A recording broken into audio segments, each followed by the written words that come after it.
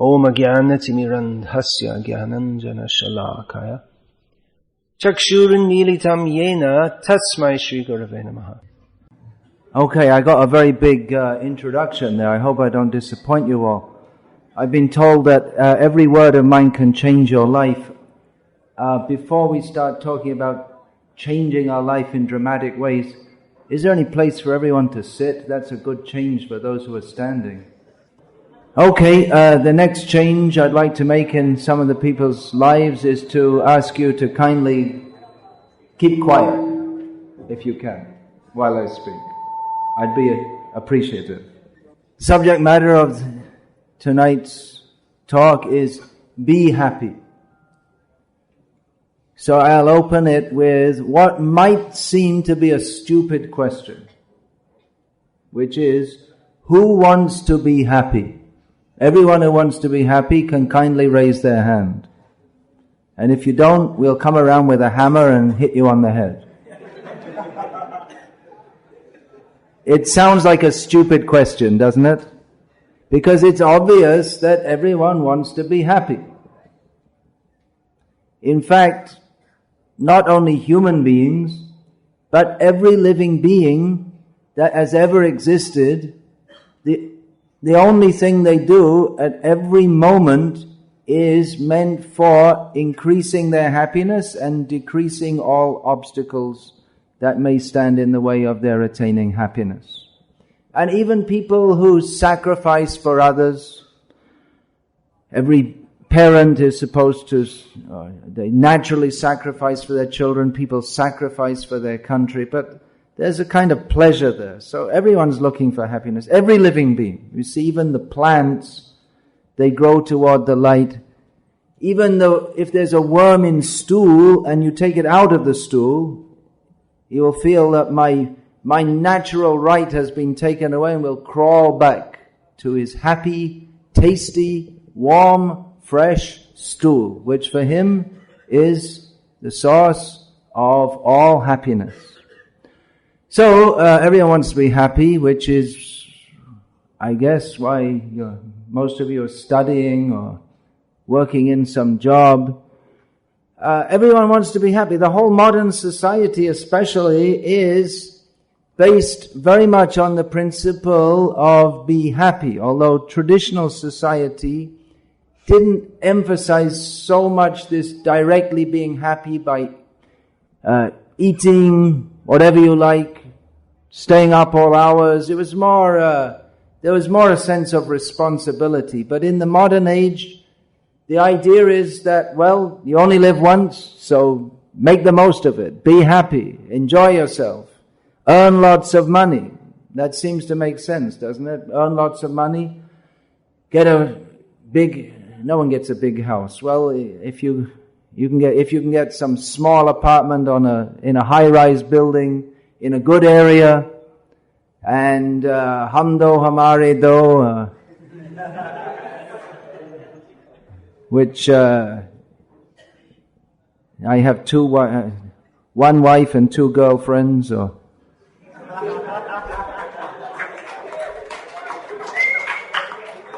that's happiness.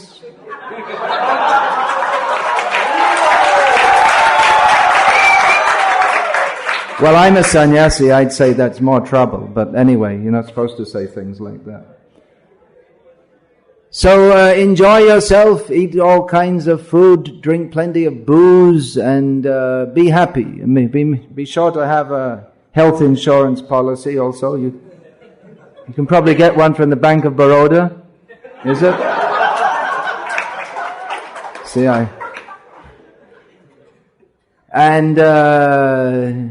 hopefully then, when you've had 20 years of being happy, then the health insurance policy will cover all the bills, which for your heart problems and cholesterol problems and stroke problems and this and that and all the other problems. So the idea is to be happy by enjoying yourself. So why am I telling you this? If I'm a sannyasi, sannyasis are supposed to be renounced from the world. And we in the International Society for Krishna Consciousness, those of us who are dedicated members, ashram members, brahmacharis and sannyasis, we get up in the morning latest by 4 o'clock, which is the time those who are enjoying themselves are just maybe winding down their night. And we follow various rules, such as no eating of meat, fish, eggs, even garlic or onion. So you may think, where's the happiness? No illicit sex, which goes against the whole current of modern society. No illicit sex means sex is allowed for those who are married. And marriage means between man and woman. Now,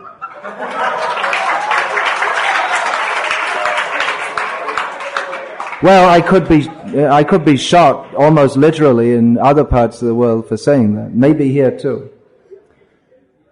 And what's more, that's for procreation of children only.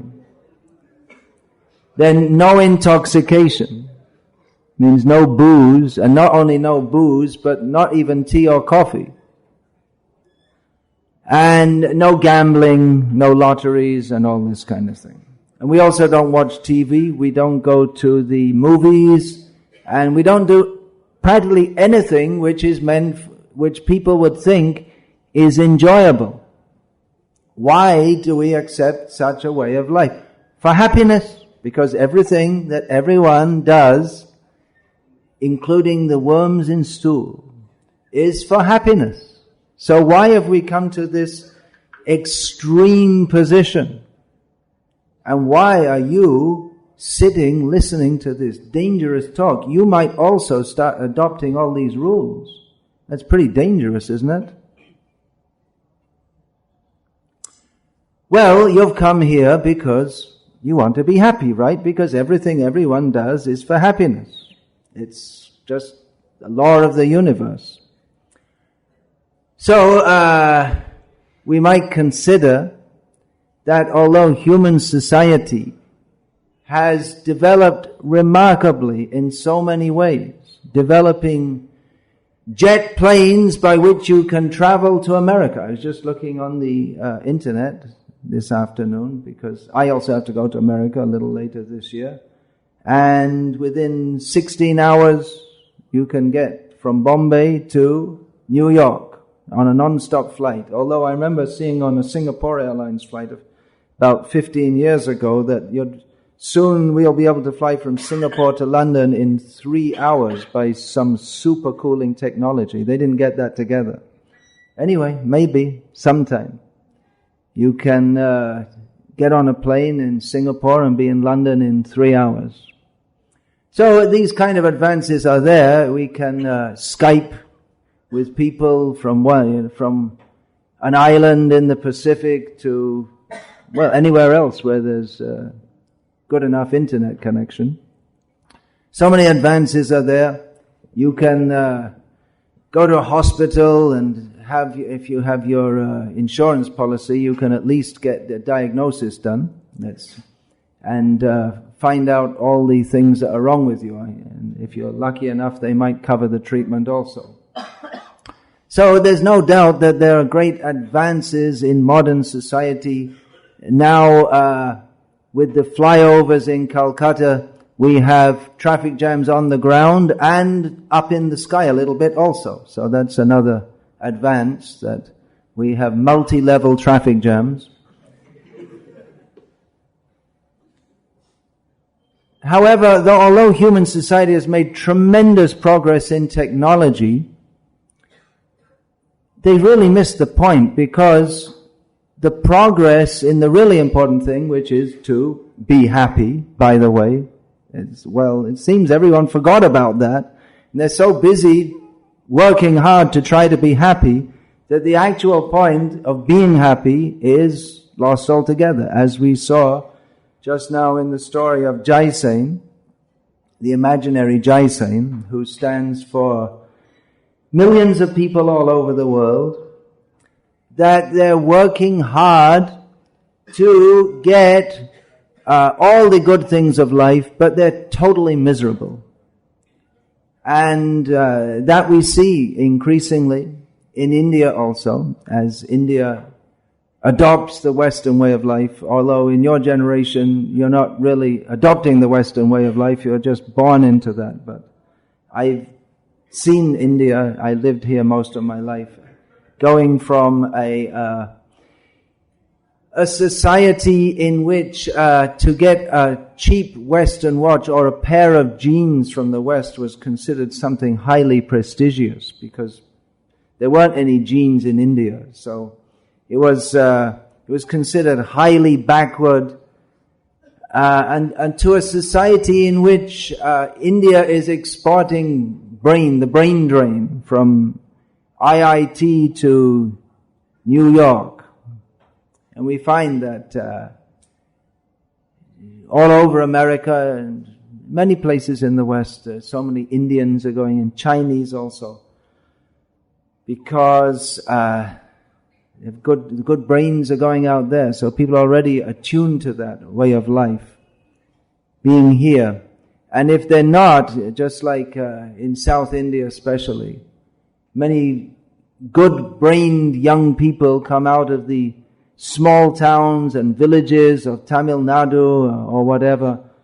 They come to Bangalore and they have to be reprogrammed by their company to booze and have parties, and in this way spend all their money, lots of money they earn. So they have to get attuned to this culture and work hard and harder and harder and harder. And one of the booming industries in Bangalore, as you may know, is the mental health hospitals, which is mostly filled with bright young professionals who came from the villages to the city, got reprogrammed, and they system breakdown, and the system hung pretty badly, nervous breakdowns, and then they end up in the mental hospital. So India, for all its progress, is blindly imitating the West and getting all the same problems also, and as foolishly as the West is considering it progress. Of course, the West is always somewhat ahead, so in the West, if we say these things, people can accept that. Many people accept that modern life has failed to deliver the real things that people need, or the most important thing, happiness and satisfaction. Apart from happiness and satisfaction, in the modern world, even if you pay for it, you cannot get fresh, pure drinking water. Whatever's in a plastic bottle is already old and poisonous. By the way, plastic bottles are poisonous. However much they may say the water inside is pure, they're poisonous. You can't get fresh food in a city. Fresh food means you pluck it out of the ground, cut it, cook it immediately. We're talking about vegetable foods here. And offer it to Krishna. And if it's not grown with all the chemicals and various other poisons, which are normal nowadays, if you ever wondered why so many people are getting cancer, which they didn't used to get, it's not just from those, you see the picture of the crab on the gutka packet, but it's from much more innocent seeming things like potatoes. They're all full of chemicals. So the food is poisoning us, the water and the air is poisoning us. So what kind of a society is this? We think it's very progressive and advanced, but with every breath, the body is getting poisoned. The food that we take for nourishing us is poisoning us, and the air we breathe is poisoning us, the water, and more subtly, practically everything that we hear and see is also poisoning our mentality, so that we think that to live a life like this is normal. But it's not normal to live a life in which we're totally stressed out, in which we're trying to get happiness in a way that is guaranteed not to bring us happiness. Because how can you be happy? Just work, and then at the end of it, sit in front of some TV to watch some completely stupid program. I mean, TV means every program is completely stupid. And just brainwashed into giving importance to things that are not important. Just like, for instance, now the World Cup cricket is going on. It's completely meaningless. It's someone's throwing a ball and someone's hitting it with a piece of wood. Someone's chasing after it. They've made some rules. Yeah. It's nonsense. Maybe it's a child's game. They've made some rules that if you hit it this way, you get 4 runs and this and that. But it has actually no meaning.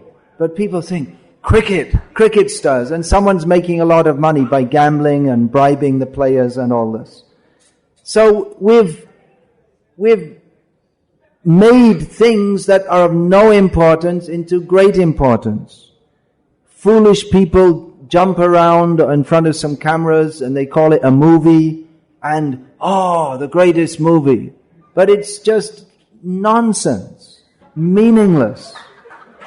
This is a fact.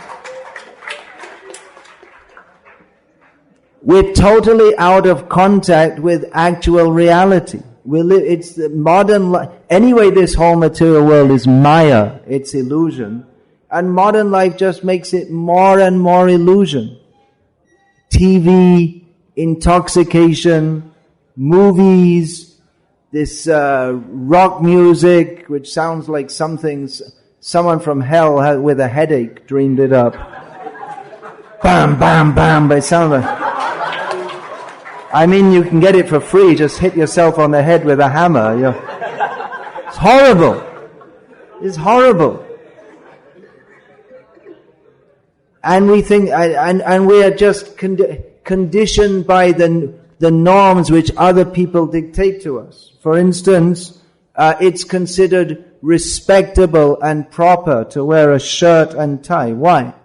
Why? What's so great about a shirt and tie? But everyone thinks, I have to dress like this. It's all the fashions, the fashions change all the time. The different fashion designers, they get together and they say, okay, this is the fashion now. So then everyone has to buy that. And then after some time, some new fashion. And you have to change your hair this way and that way and another way, just according to what people dictate to you. And you have to work hard to get money, to spend it in a way which other people tell you will make you happy, but doesn't make you happy. This is madness. And people think it's called advancement. So, how to be happy? How to be actually happy? Well, rise early in the morning. That doesn't make us happy. Not in and of itself. But the real question we should be asking, I was saying in the West that many people have realized that this modern society is a hoax, and there are so many hoaxes. The media is, the TV and the newspapers are deliberately promoting various lies. There are various propaganda in the educational institutions which they're promoting, that just to mold people into such a way that they can become good slaves of a big economic system in which a few people get lots of money and most people are just working. But even the big people with lots of money, they're also not happy. So, the really intelligent question to ask is, how can we actually be happy? Isn't it? Isn't that really the intelligent question to ask? It's not really... We take it for granted that getting lots of money will make us happy, having a big position in society, being respected, all these things will make us happy. But then when we see that people are not happy, you can look at the statistics. I mean, America's supposed to be the most advanced country in the world, although it looks like its sunset is about to come, as all big empires do. America's on the way down now. Who's next? Well, let's see. Life is often more complex and unpredictable than we think. But it doesn't really matter, because whoever's next, there'll be some next after that. And even if, for instance, India can get over its tremendous social problems and become the leading country, the most powerful country in the world. So what? What's the benefit to anyone? Just like America's the leading country in the world now, but there are so many social problems that the poor children going to school at a young age, they have to be searched with metal detectors going into the school. What kind of society is that? That they're afraid that children going to school are carrying a gun to kill others, but they have to do it.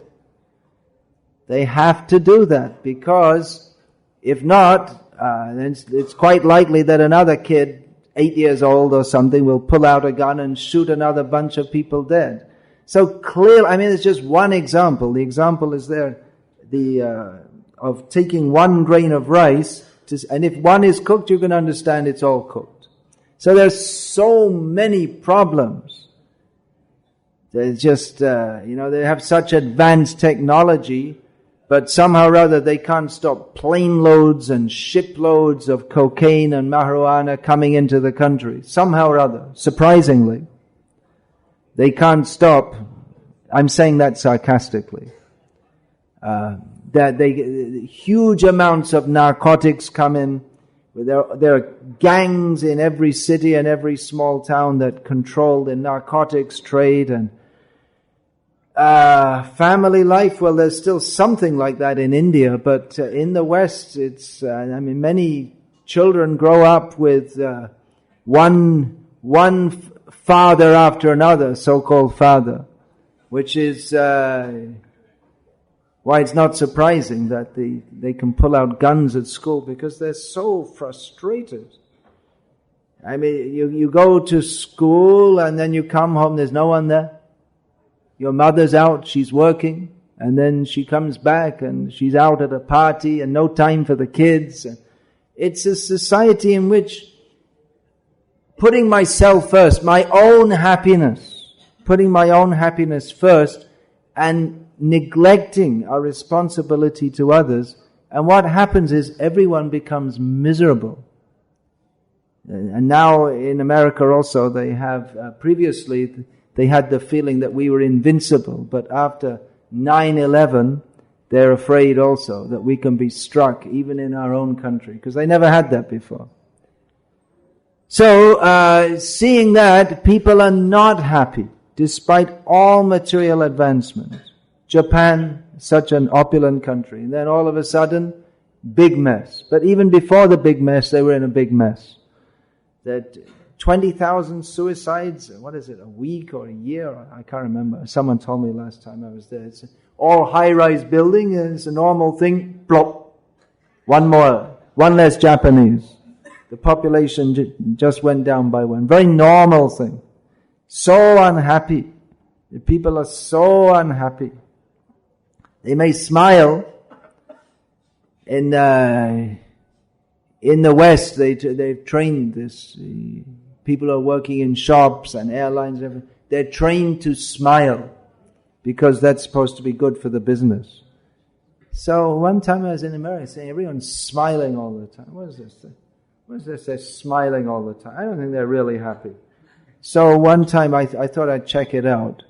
And I just looked in the eyes of one of these airline clerks, looked them right in the eye.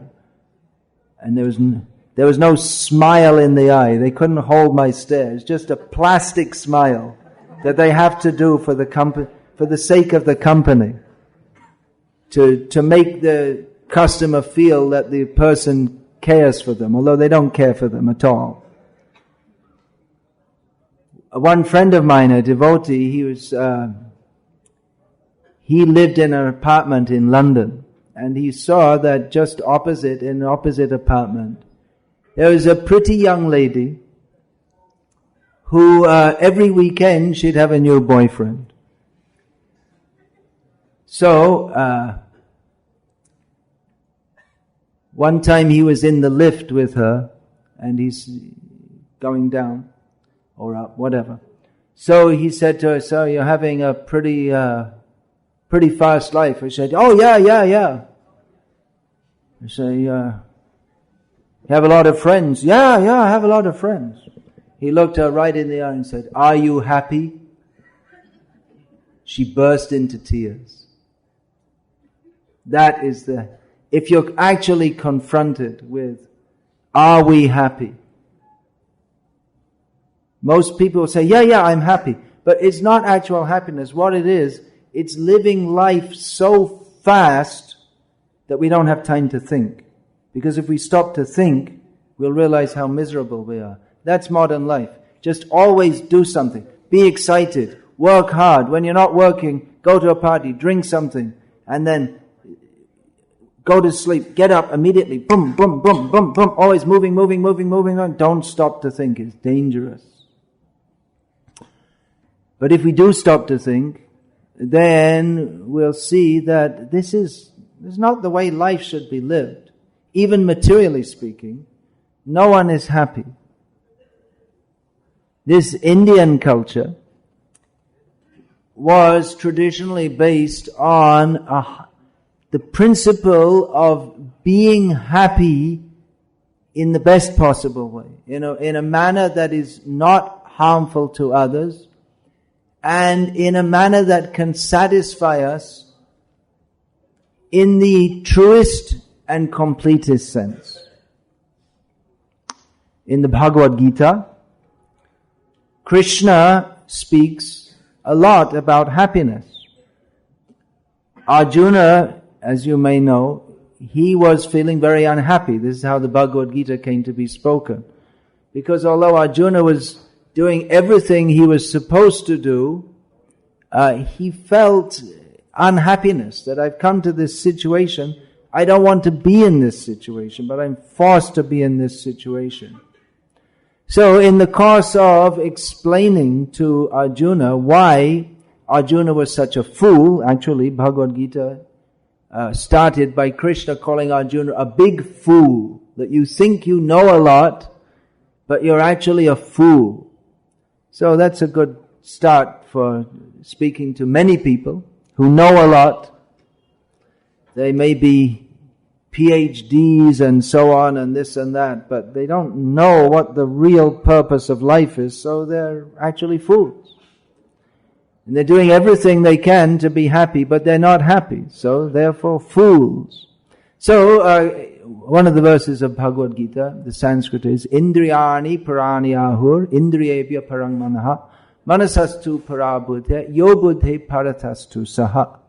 Krishna analyzes that there is the sensual platform, there is the mental platform, there is the intellectual platform, and there is the platform of the Atma or soul. So modern society is mostly on the lowest platform. Now most of you may be on the mental or intellectual platform, being students or supposed to be more intelligent, but actually the whole society doesn't care that much for you, because the people who are really rated the highest are those who are expert in giving others sense enjoyment, and who are expert themselves in sense enjoyment, which is the lowest platform. Who are the most highly rated people are, for instance, the cricket players, the film stars, those who give us enjoyment at the lowest level. They're the most highly rated and the most highly paid people. Because the film star looks beautiful and they can jump around and in front of a camera and bounce their bodies around in various sexy looking ways, and this makes them rich. So the most highly rated people, or those on the platform of the senses. What is considered most important is the ability to enjoy the senses. But as we have noted, even the lower creatures are doing that. The worm in stool feels great happiness in the stool because it's fresh, it's tasty, it's warm, it's comfortable, and it's got everything a worm in stool could ever dream for.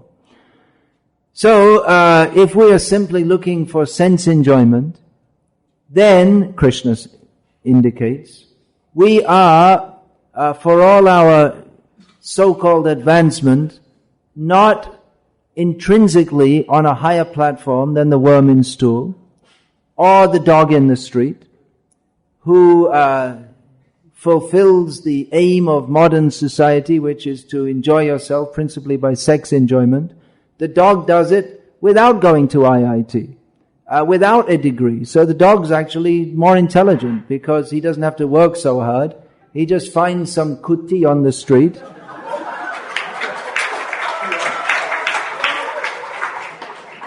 So, for all the advancement, you're still way behind the dogs. But the problem, there's a problem, there's a big problem, a very big problem. There are many problems with this trying to be happy by enjoying the senses, which Krishna also points out in Bhagavad Gita. It's a great book, Bhagavad Gita.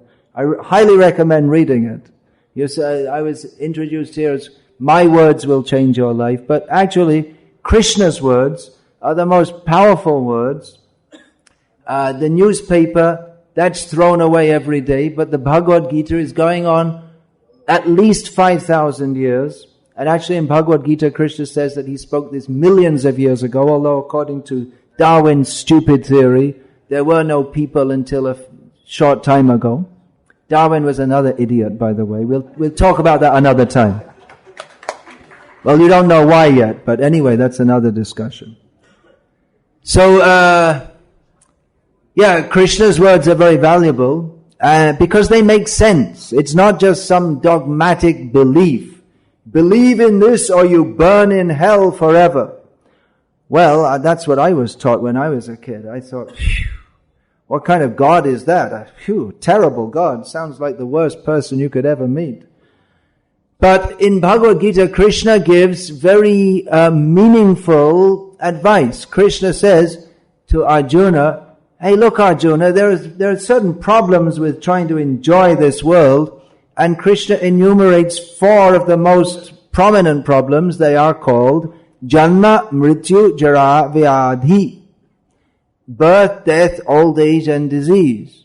That, however much money you have and however much you frantically try to enjoy your life at every moment by cramming in as much sense gratification into every single nanosecond of your life, there are certain problems that, for instance, we get sick. And especially the more we try to enjoy our life by a supercharged existence, we're likely to get sick very soon. And in fact,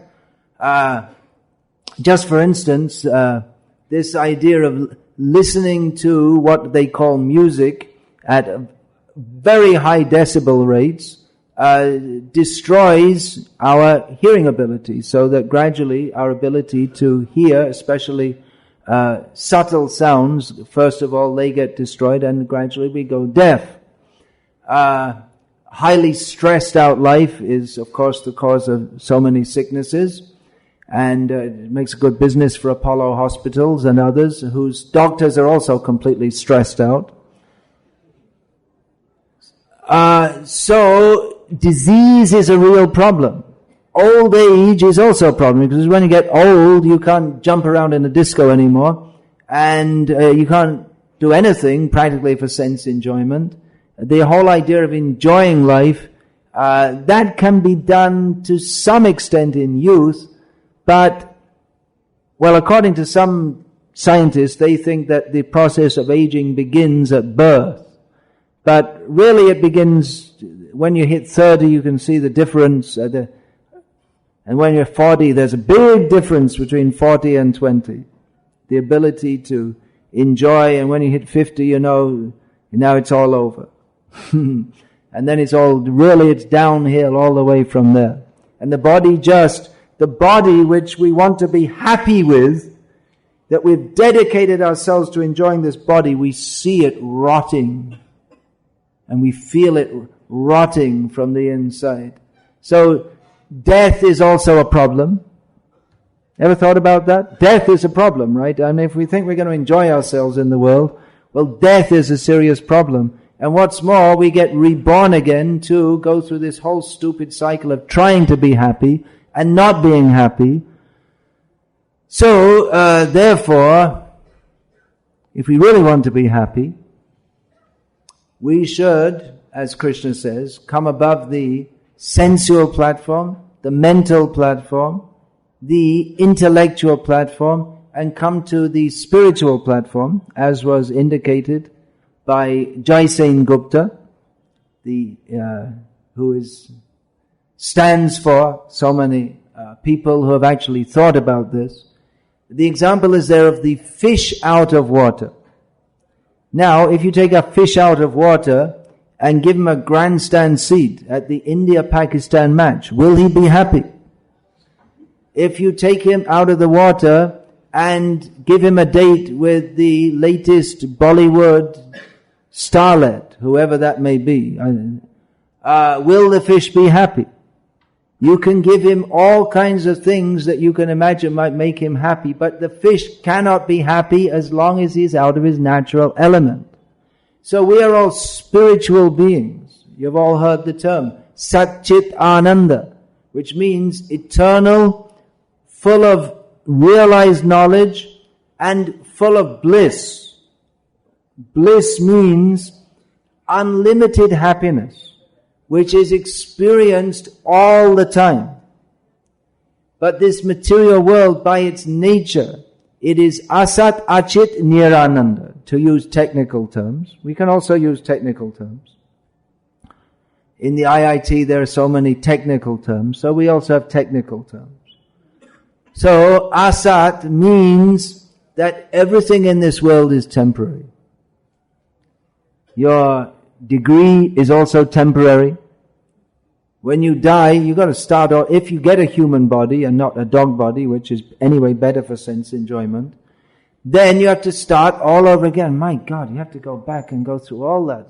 Tuitions and school and college. It's worth taking spiritual life not to have to go through that again, isn't it? Then everything is temporary. You may get a beautiful wife, temporary.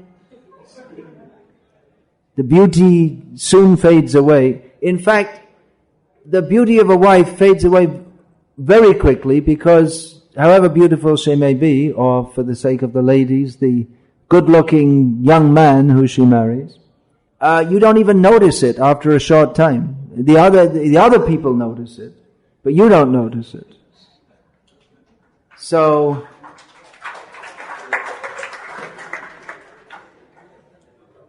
that's the nature of material life. Everything is temporary. However strong your body may be, it's temporary. The strongest man in the world who can pick up. Does anyone know? Anyone up on all these things? Who's the greatest weightlifter? What's the greatest weight they can lift? Okay, here's a quiz. Anyone know? Any idea? I have no idea whatsoever. Nor do you. All right. Anyway, however great he may be, you just take one elephant and he can lift twice as much without any problem. So, if you want to be a weightlifter, then maybe you can ask Yamaraj to give you the body of an elephant the next time round. Or if you want to be an athlete, you could become a rickshaw puller in Kolkata.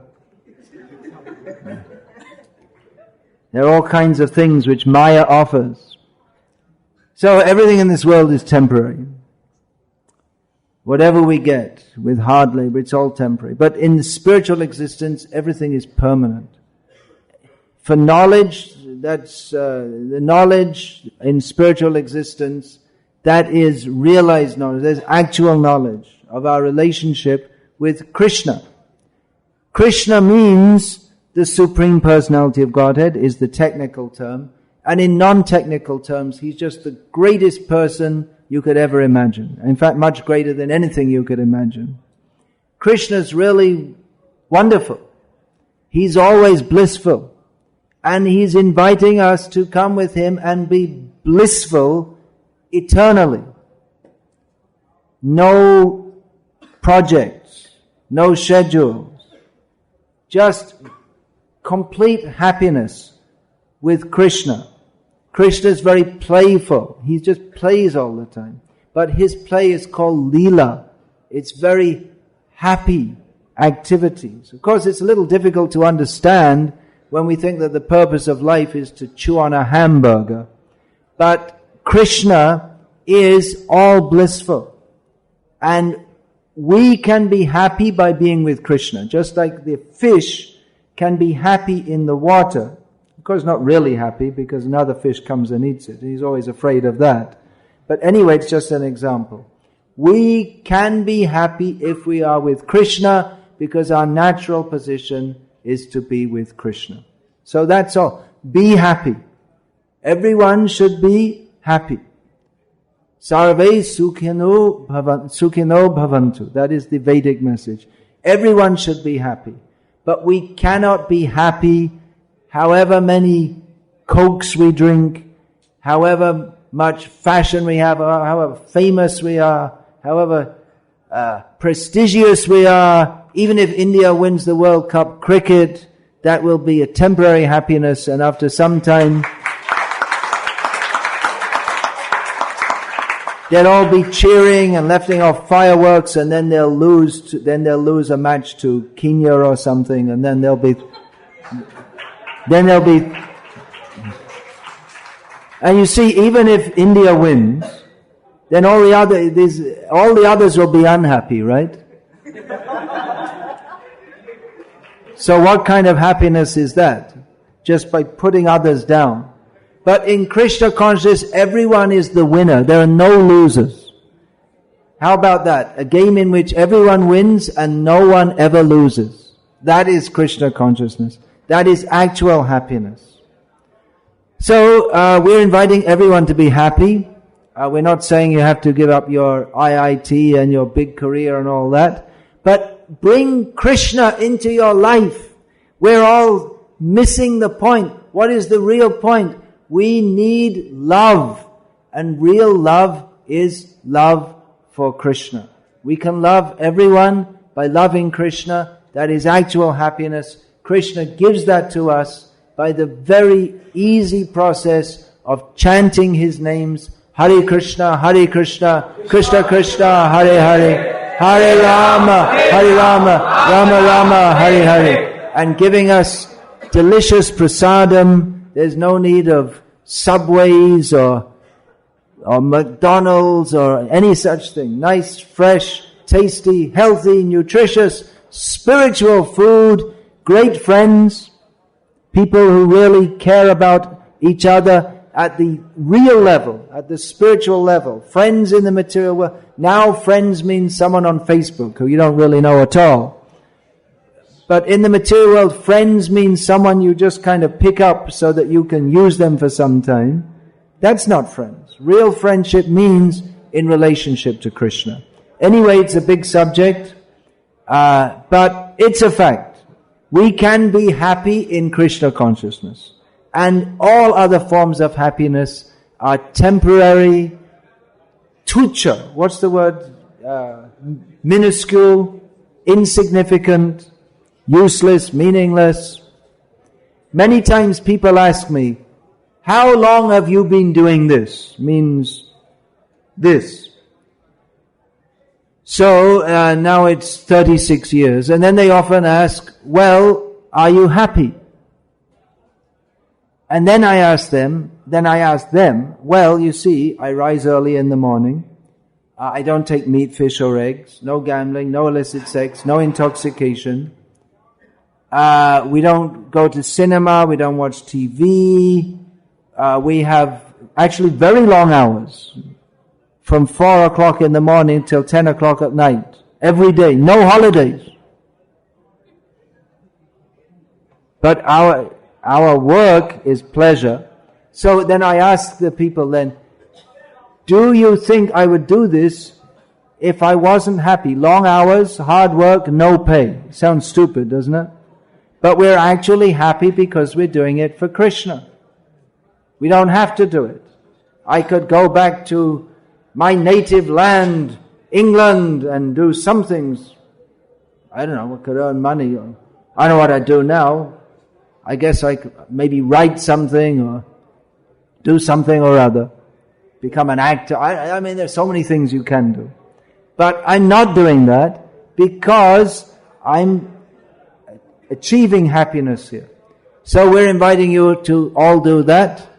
And Hare Krishna, please chant Hare Krishna and be happy. There is no other way of being happy. It's all illusion and nonsense. Hare Krishna. So now you're cheering me, I should be happy. But I'll be very happy, not by your cheers, but by yourselves achieving happiness, real happiness, inner happiness, by the mercy of Krishna. Hare Krishna, thank you very much. May you all be happy by Krishna's grace. That's all I have to say for now. Unless there are any questions, are you going to take questions here or no? We're going to take questions? It's time for questions? Okay. Hare Krishna. Now is the time for all of you to ask any questions. What we will do is that those of you who have questions can raise your hands to pass on the mic and you can ask the questions to Maharaj. There are many hands going up. I don't have time for so many questions. Hare Krishna. Yes, please ask. So what does mean by Krishna consciousness? Krishna consciousness means to be conscious of Krishna. Krishna. Yes. Krishna. Krishna means all attractive. The technical definition is Aishvaryasya samagrasya viryasya yashashashriyaha jnana vairagya yoschaiva shannang bhaga itingena. Krishna means the one who has all wealth. Wealthy people are attractive, aren't they? Just like Bill Gates is attractive, Tata, Hinduja, Ambani. What's so special about them? They're filthy rich. Krishna's more rich than all of them. In fact, they're all thieves because they think this money is mine, but everything belongs to Krishna. So Krishna is attractive because he owns everything. Krishna is all powerful. Krishna is all beautiful. Krishna is all knowledgeable. Krishna knows everything. Krishna is all famous. So Krishna means who has all wonderful qualities. That is the meaning of Krishna. Sir, how can I believe you? Don't believe me. Don't believe me. Don't believe me just because I'm saying it. Don't believe anyone just because they're saying it, especially in the spiritual field, because the spiritual field is full of more cheaters than any other field. So don't believe me just because I say it. But make an investigation. The postulate in this lecture has been, be happy. You cannot be happy by material life. So we put the boot back on your foot. You should look for actual happiness. Don't think you can find it simply by enjoying the senses. Then if you investigate, we propose that we can offer you that which is much better than that you presently have without this knowledge. So then you have to make an investigation. You cannot understand Krishna in 1 minute. Many great yogis, even after many, many lives, they haven't understood Krishna. Because Krishna cannot be understood simply by brain power. You take all the brains at IIT, simply by their brain power, they cannot even begin to understand Krishna. So it's not exactly a brain process, but it is a process that requires our humility and our sincere inquiry. That Krishna is supreme is described in all the authoritative literature, the Vedic literature, in Bhagavad Gita. That is established that Krishna is supreme. That is accepted by all great authorities. You don't have to believe me, but I recommend that you at least make an investigation. And if we are confident that if you make a sincere neutral, unbiased investigation, then you will come to the conclusion, as have so many great persons in the past, that actually Krishna is supreme and our real relationship is with Him. When we say great persons, we mean great in the true sense, because they have controlled their senses, they're not interested in petty material enjoyment, they're clearly on a higher platform of consciousness. So, my answer is, don't believe me, but make further inquiry. Sir, my next question is... Yeah, but one thing is, there are other people with questions also, which is also why we have follow-up programs. We don't want to deny you, but there are follow-up programs by which gradually all your questions can be fulfilled. Because obviously, we can't cover the whole topic of spiritual knowledge in this limited time. So let's have another question from someone else.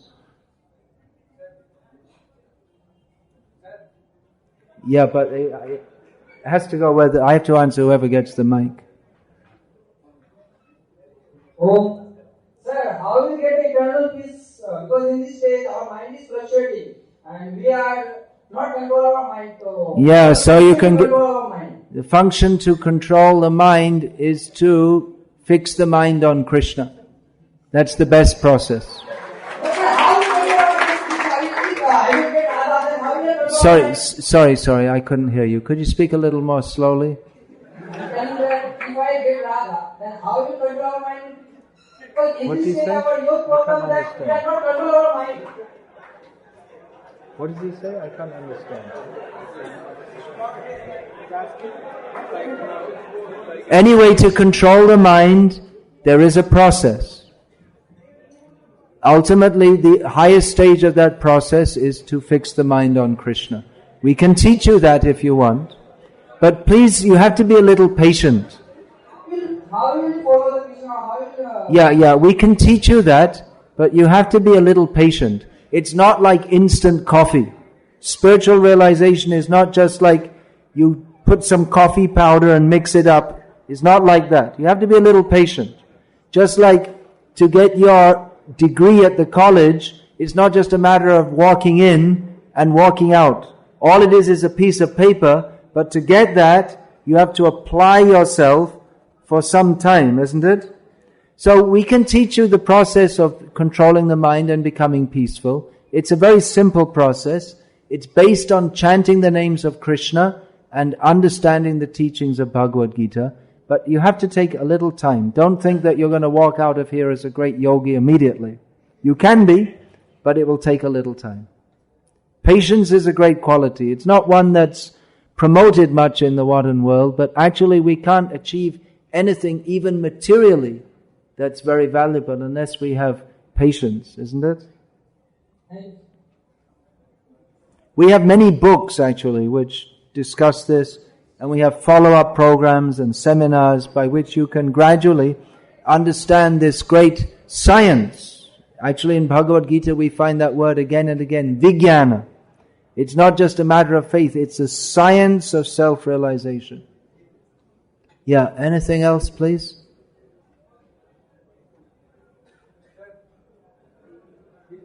Yeah, okay, why don't you ask and I'll repeat the question, yeah. Oh, there's another mic there. Okay, speak it before someone else speaks. Quick, no patience. Sir, how can we involve ourselves in such spiritual purpose of Krishna while living our normal life? Normal life. Well, what you think normal is not what I think is normal. Yeah, how can you do that? Yeah. Well, there are many students here or people who are working in jobs who are doing that. So, who are adding Krishna to their lives. So, I suggest that question could be best answered. Those who want to know how can they take up Krishna Bhakti while leading a normal life can ask some of those who are doing that already. There are plenty of them here. So, just like our Jaisain, so-called. Where is he? Here, stand up. I only remember your name from the from the plano. So you can ask, what's your real so-called name? Shri Venkata Ayappa Satyavijaya Krishna Chaitanya. Alright, so here's Chaitanya. And you can ask him how you can do that. He can reply better than me. He's actually doing it. Sir, I have one question, sir. Yeah, please ask it.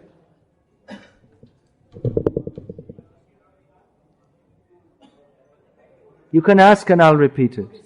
Yeah, because they won't hear at the back. First of all, I like to say you Jai Jai Sri Krishna. Shri Krishna. And Jai Sri Krishna, everybody. Jai Shri Krishna to everyone. Shri Krishna Sharanam Mama. Coming here, sir. Yeah. I said to my father, I touched him, his feet, and I said to him that I'm going to temple with my friend. And now I'm really inside the temple, sir. Sri Krishna said in Bhagavad Gita, Yada yada hi dharmasya grame bhavati bharata adbhuthanam dharmasya tadatmanam sirjanyam paritranaya sadhanam vinashnaya duskritam dharm sansthapanaya shambhavani.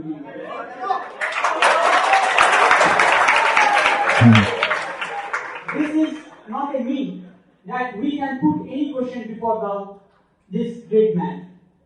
Now, I like to discuss something before you all. No, you're supposed to ask questions, actually. Yes, sir. My first question, sir, what is the difference between the Sri Krishna and Ishu, sir? Isha. Jesus? Jesus. Yes. Yeah, well, Jesus claimed himself to be the Son of God, and Krishna is God himself. That's the difference.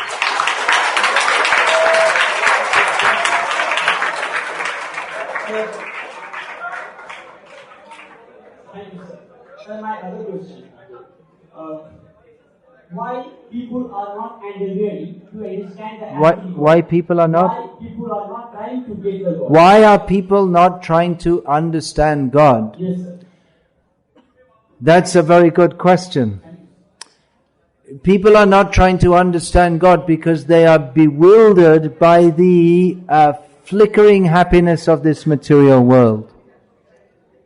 Because of the insignificant happiness that we get from sense enjoyment, we think this is all in all. It is an illusion. It is called Maya. Because we take this world more seriously than we should do. Okay, I think we should finish here, huh? Some are getting a little restless. But how we know that Krishna and Radha love each other? Krishna is? Krishna and Radha. Sri Krishna. Yeah, but Krishna and Radha, that's a very high topic. Yeah, sir. But still, Krishna left Radha. Unhappy. Yeah, but Why was it so? but that, yeah, that's a good question. That's a good question. In Krishna Leela there appears to be unhappiness also. In Ram Leela there appears to be a lot of unhappiness. But actually it's all happiness. In spiritual existence there is apparent unhappiness, but it's just another phase of happiness. That's called Leela. Whereas in this material world, the happiness and unhappiness, the sukh and the dukh is all dukh. But in the spiritual existence, sukh and dukh is all sukh.